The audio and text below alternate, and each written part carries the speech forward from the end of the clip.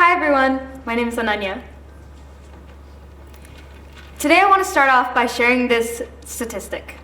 Only 20% of Americans describe themselves as truly passionate about their work. And in 2023, Japanese employees were reported only 6% were actually motivated by and engaged in their work day to day. Why do you guys think that is? We grow up watching movies, reading books about super ambitious people, and they go after their dreams, their passions, their purpose. And I'm sure many of you guys have been asked, what do you want to be one day? Some of you guys might have said doctor, engineer, artist, singer, maybe even commercial demand generation media lead. Yes, that's a real job, and they're hiring, so.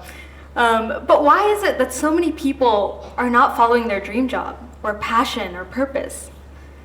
I believe it's because passion and purpose are often written off as cliches.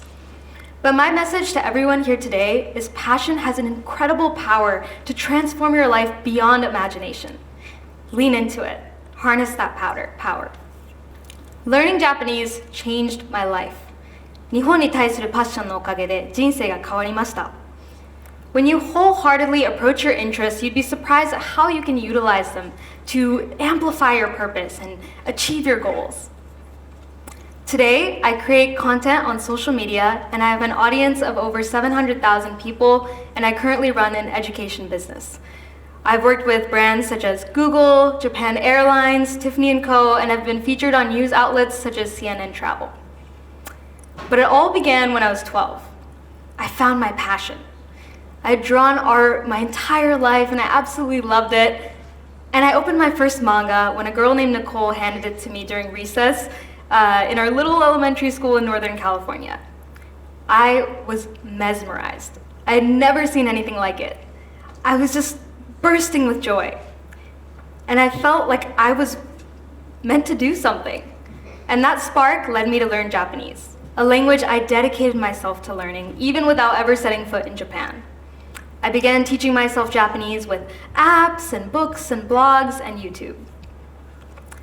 I fell in love with Japanese and naturally Japan. I felt like I'd found something that I would probably do for the rest of my life. But passion can take many different shapes. When you find something that you like enough to maybe explore more, I implore you guys to just tell yourself that it's your passion, because some pretty amazing things can happen when you do that. Before I knew about visualization or manifestation and all this, I was actually doing it as a kid. Every day I would visualize myself speaking fluent Japanese. And in the shower, I would constantly tell myself, I love Japan. I will be fluent in Japanese. I'll achieve something big in Japan. And I think this was extremely important in order to feed that passion. I also believed that it was possible to lose your passion, and I was terrified of that happening, just when I had found something that I was so passionate about and I felt that was right for me. So I guess what I'm trying to say by all this is passion doesn't just come from doing. You kind of actually have to brainwash yourself into it.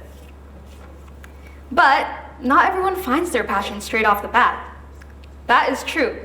And that's why I think of passion as a couple little seeds. And I think everyone is given a couple of these seeds and a little bit of water. But when you're just given seeds, you don't really know what you have until you actually start watering them. You could have flowers, you could have plants, trees, vegetables, anything really. But you only have a little bit of water. So you have to dedicate that water to maybe 1 or 2 plants only. And that's where I think passion comes in. Passion happens when there's depth. So you must commit to it. So all through middle and high school, I was obsessively learning about Japanese culture. And I taught myself most of the Japanese that I know within the first 2 years that I started studying.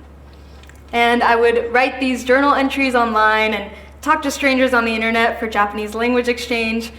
But at the end of the day, I was just chronically online. And there was a reason to that though. I think especially because in life at home was really hard. When I entered my first year of high school, unfortunately my mother had taken her own life. And from that point, I lost my mother and I was living in a single parent household trying to grieve her. And at that point, Japanese kind of became my refuge. It became my North Star. I knew that it was my purpose to keep going with this, to move forward. It brought me true joy.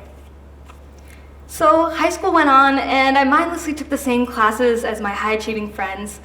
But as they were getting A's, I was getting A's, B's, and C's. And honestly, I just didn't care too much. I really only just cared about Japanese anyway. But passion alone is not enough. And just by itself, it won't fully translate into purpose. So I became a high school senior, and it was time to apply to universities, and I got rejected. Really bad. Just none of my dream universities I made into, and it was a really sobering moment. I didn't understand it though, because I did the same work as my friends, I took the same AP classes, so why didn't I get in? But I didn't know that getting rejected from these universities was actually the best thing that ever happened to me in my life. I may be good at speaking Japanese, but I wasn't the high-achieving student that I thought I was. I didn't really even know why I wanted to go to college. I was just going because my parents told me I had to. But I think it was this moment that opened my eyes. My passion for Japan was one thing, but I had no purpose. I learned Japanese because I wanted to do something big one day, but I didn't really know what. And so I wanted to meet all sorts of people and do something big, but if that was my dream, the me right now wasn't cutting it. I wasn't happy with who I was, and it meant that I had to change as a person. So I didn't go to university. I enrolled in a 2-year community college. This is Dianza College in America, and I was hoping to go here and transfer to a 4-year university. Okay, what do I major in? Okay, I want to do big things, okay. Business people, they do big things, okay. Oh, I heard they also travel, okay. All right, I'll do business. What's the best business program? Okay, the #1 public undergraduate business program was at Haas at UC Berkeley. Sounds good. 4% acceptance rate. Okay, we'll try. We'll see how it goes. And that's my dream school. And so I'll go to community college and I'll transfer. And if I wanted to do things big in Japan one day, the reason why I chose UC Berkeley was because I knew that it would just open some doors. I didn't know what, but I knew something would happen. And honestly, more than that, as someone who was so sucked into my passion, I felt out of touch. Like I didn't know what I was trying to achieve in life. And so the goal here was whether I got into UC Berkeley or didn't, I just wanted to change as a person and prove to myself that I could do it. And it's moments like these that truly will redefine your purpose.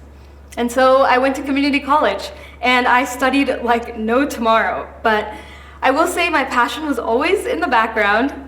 Even with a local community college in my area, I would drive 2 hours round trip to a different community college that I knew had way more study abroad students from Japan.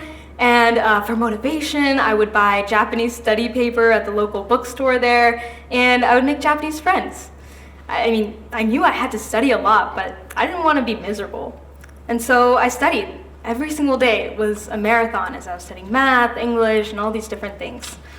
And I was inspired by stories such as Birigyaru too. Some of you guys might know Birigyaru, and I had the honor of meeting her recently, and it was 7 years of just being inspired and actually being able to meet some of your heroes. And with that, I got into UC Berkeley in 1 year of studying.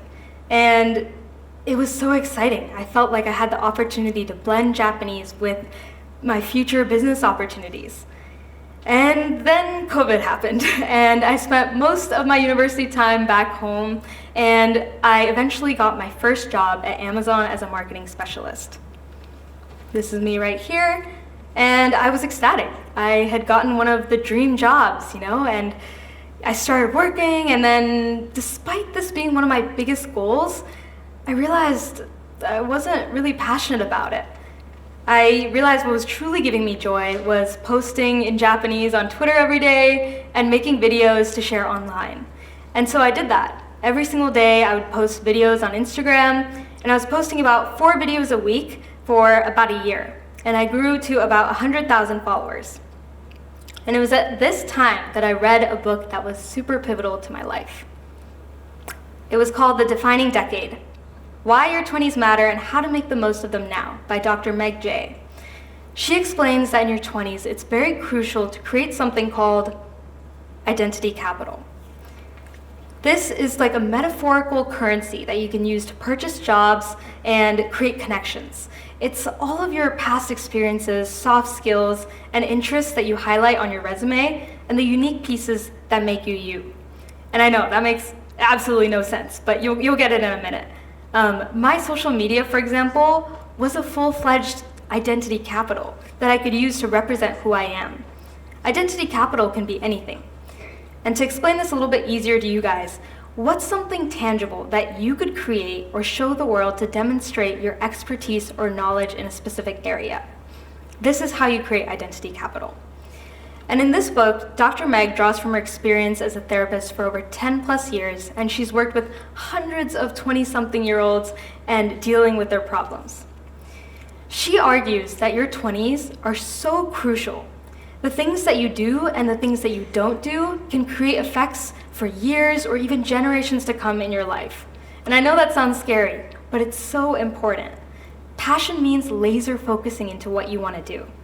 Because I focused on Japan so much in college, I honestly didn't have a lot of friends, and I didn't really join a lot of clubs, and I didn't have a traditional American college experience.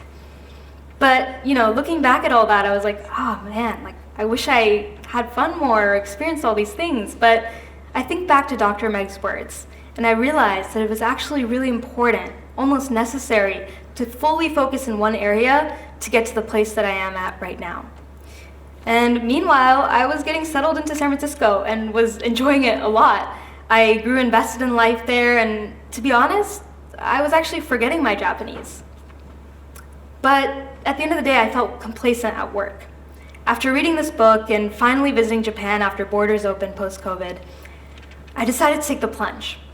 I quit my job at Amazon and I joined a fintech startup in Tokyo called Woodstock Club. Honestly, I had no idea if I was ready, but I knew I had to do it. I moved here without knowing anything, and there were, of course, a lot of hurdles, but what made my heart feel settled was knowing that I was trying to make 12-year-old Ananya's dreams come true, and that's what mattered. So I continued to share my experiences via social media to over 700,000 people, and eventually I launched my own Japanese course as well. Oh, here's my work team as well. And yeah, I launched that and quit my job again and started building my business. So I want to ask you guys one question. What is one thing you can do to blend your passion into your daily life in a tangible way? For example, if you guys like dance, I recommend, let's say, you make videos online and share your dancing, or you could write a blog about your dancing, or you could even teach your friends dance on the weekends. It's these kinds of things that matter, because moments where you share your passion with others, it's where it blossoms into purpose. I knew that there were many others who also wanted to study Japanese, and maybe even wanted to learn it from me, just like I learned from other people, my YouTube predecessors. And so I encourage you guys to always pay it forward. And I want to end this off with a quote from Oprah Winfrey. This quote goes, "Everyone has a purpose, and our real job is to figure out as soon as possible what it is, who you are meant to be, and begin to honor your calling in the best way possible." The road less traveled is not easy, but if you believe in yourself first, before anyone else, it's incredible what you can accomplish in life, and it's beyond your biggest imagination. So, passion turns into purpose when you take action and believe.